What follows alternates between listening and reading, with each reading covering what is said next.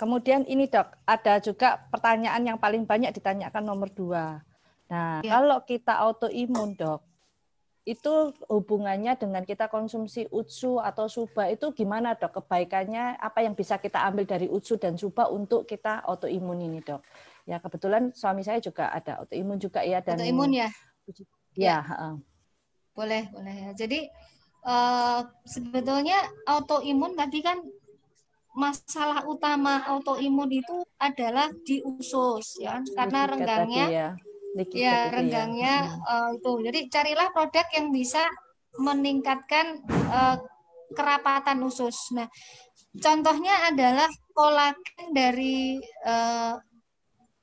makanan kita ya, kolagen dari makanan kita. Nah, kalau kebetulan Utsukushi itu kolagen ya, ada kolagen, kemudian ada polifenol juga tadi ya, vitamin A ya, vitamin D dari apa namanya buah-buahan, ekstrak buahnya ya, kan ada ekstrak buahnya ya.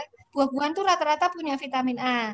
Kemudian kalau ikan itu ada vitamin D-nya ya. Kemudian belum lagi peptidanya ya. Jadi polifenolnya.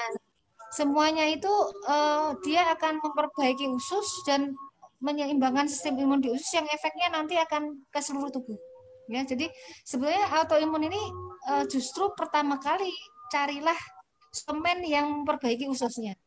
Ya, lalu perlu diperhatikan juga diet ya tentunya. Ya, diet harus kayak serat tadi ya. Kemudian pola hidup, terutama pola hidup itu kaitannya dengan tidur. Kenapa tidur ya?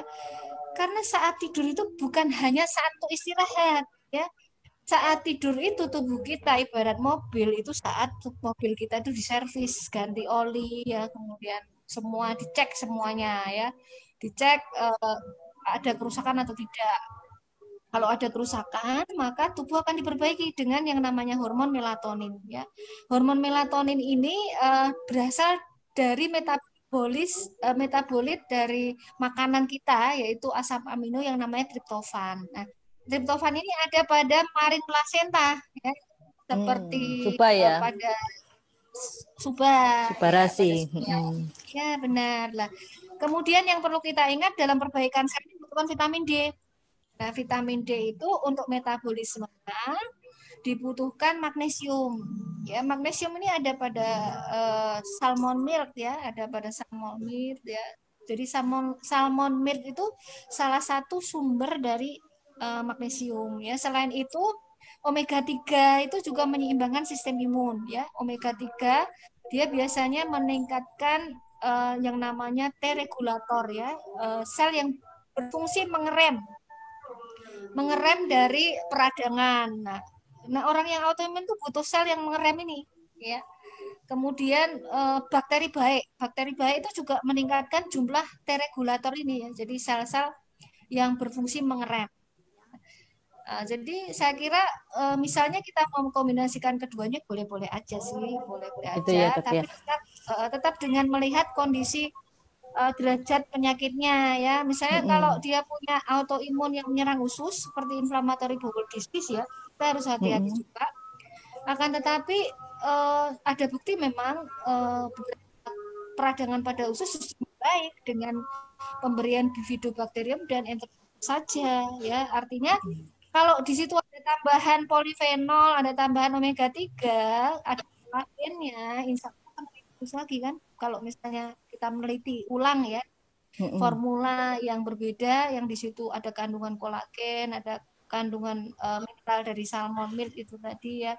Kemudian ada vitamin D-nya juga kan dari salmon kan gitu. Betul, terus apa namanya polifenol tadi kan, polifenol tadi bisa dilihat dia bisa meningkatkan T regulator ya kan. Nah, jadi nggak usah bisa radang juga tadi ya dok ya.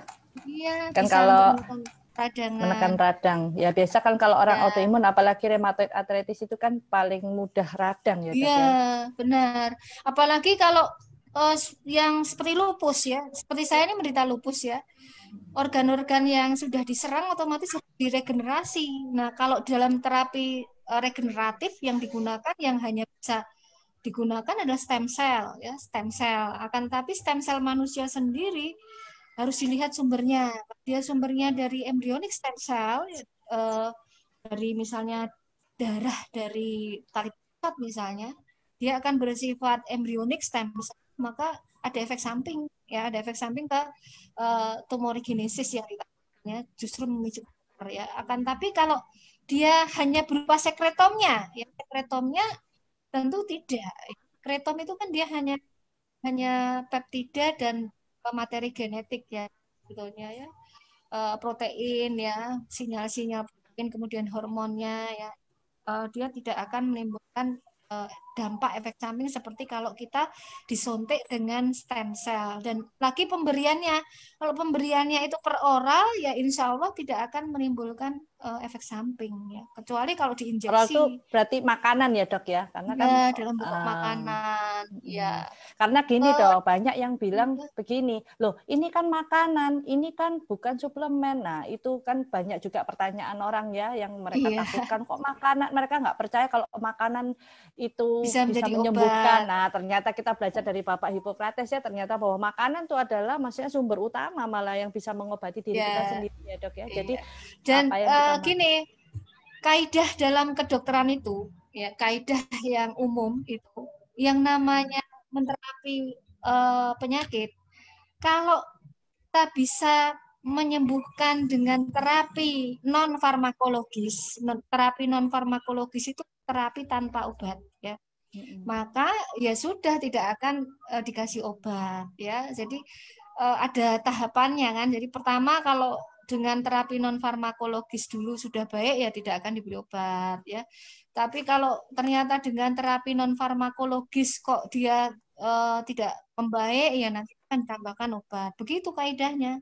Jadi tidak selalu terus tanpa melihat derajat penyakit terus semua orang kalau terdeteksi penyakit COVID misalnya langsung semua dikasih lah antivirus, antibakteri, setiap orang dianggap sama karena tadi manusia itu unik, setiap manusia itu unik ya, maka tidak bisa satu terapi itu untuk semua orang, tidak bisa ya, makanya betul. makanan adalah pendekatan yang paling aman ya. Makanan itu adalah pendekatan yang paling aman dan sejak zaman dulu kalau makanan kita terjaga ya, lingkungan kita terjaga, pola hidup kita sehat, kalau kita sakit kan tidak mudah menjadi berat ya, bahkan bisa sembuh. Apalagi infeksi virus. Rata-rata infeksi virus itu bisa sembuh sendiri, makanya disebut self-limited disease ya gitu ya. Nah, jadi, sebetulnya nggak ada yang perlu dibuatkan ya karena dalam kaidah kedokteran pun seperti itu gitu ya. Dan sekali lagi peredaran makanan kalau sudah ada izin dari BPOM berarti aman ya. Nggak mungkin BPOM itu mengeluarkan izin edar kalau makanan itu berbahaya. Ya. Terus